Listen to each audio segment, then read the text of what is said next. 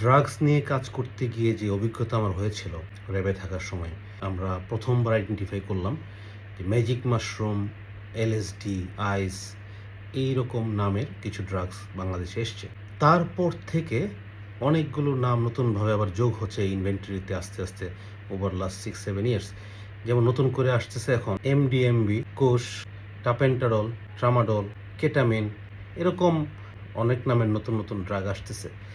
So আমাদের দেশে যে টিপিক্যাল ড্রাগ বলতে আমরা জানতাম হেরোইন, গাঁজা, ইয়াবা, সবচেয়ে যেটা কনসার্নিং বিষয় সেটা হচ্ছে এই সংখ্যা কিন্তু দিন দিন বেড়েই চলেছে এবং এটা হয়তো ফর টাইম বিং কন্ট্রোল হয়, বাট রিসেন্ট পাস্ট ডেজের যে স্ট্যাটিস্টিক্স বলে এটা কিন্তু খুব অ্যালার্মিং।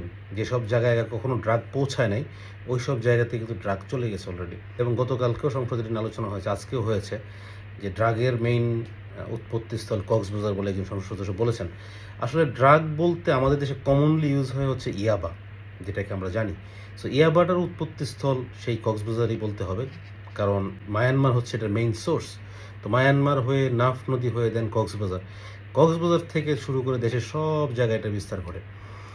আর বাকি যেসব এলিট যেসব ড্রাগসগুলোর কথা বললাম সেগুলো হচ্ছে আসলে বেসিক্যালি আসে ইউরোপ, ল্যাটিন আমেরিকা অথবা আফ্রিকা থেকে আসে, এবং বেশিরভাগ আসে হচ্ছে ইন্টারন্যাশনাল কুরিয়ারের মাধ্যমে আসে অথবা কিছু নিজেরা নিজেরা ক্যারি করে।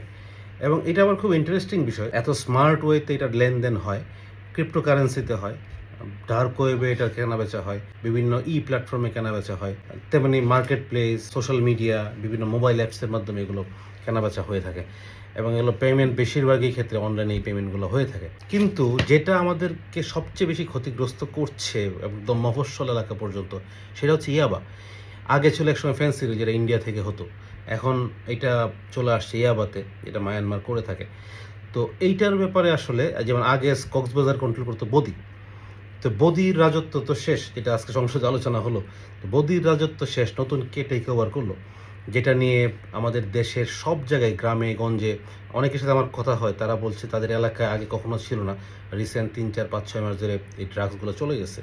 সো এগুলো আসলে কারা কন্ট্রোল করে? পুলিশ বা আইন শৃঙ্খলা বাহিনী হয়তো গড়ে মাসে মেবি 30 থেকে 40 লক্ষ পিস ইয়াবা তারা রিকভার করে থাকে, বাট এটার মার্কেট কিন্তু আরও অনেক অনেক অনেক হিউজ, এবং এটা বড় রকম একটা ইকোনমির বিষয় এটাতে জড়িত।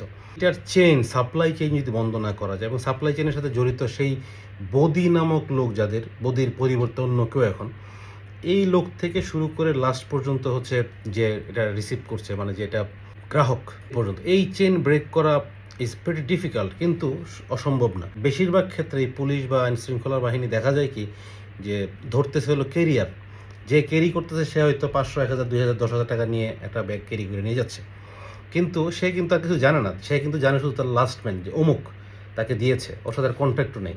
সো পুলিশ বা র্যাব যারাই ধরছে, বেশিরভাগ ক্ষেত্রে ধরছে হলো কেরিয়ারকে। এই কেরিয়ার কিন্তু তাকে ইনফরমেশন দিতে পারে এক স্টেপ আপ, এবং সামটাইমস ওইটাও দিতে পারে না। সো আসলে তখন তদন্ত করতে গিয়ে ওই পর্যন্ত আর পৌঁছতে পারে না। সো এইগুলো তদন্ত আসলে কাজ খুব একটা হয় না। ল এনফোর্সমেন্ট এজেন্সিসগুলো জানে কারা এটার গডফাদার, আই মিন কারা এটাকে নার্চার করে, কারা এটাকে ফাইন্যান্স করে, কারা এটাকে ইন্ধন দেয়।